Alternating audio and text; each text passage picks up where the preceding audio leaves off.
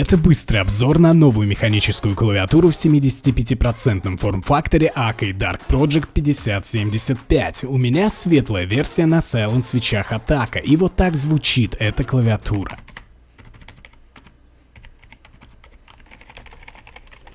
Звук довольно неоднородный, но при этом она действительно очень тихая, и для ночного гейминга вариант отличный. В целом же клавиатура противоречива. Вот смотрите, качественные кейкапы из ПБТ пластика двойного литья, но принт на белых кейкапах блеклый, и на расстоянии символы плохо видны. Роллер регулировки громкости и подсветки, но регулируется подсветка как-то дерганно и некрасиво. Отсоединяемый кабель, но отсутствие функции беспроводного подключения. Яркий дизайн на любителя, но на любителя дерьмового дизайна. Ну, это шутка. А еще почему-то при нажатии кнопки Delete у меня открывается калькулятор. Странно. И все это за 7000 рублей. Вот так, если вкратце. Также полноценный обзор уже у меня на канале.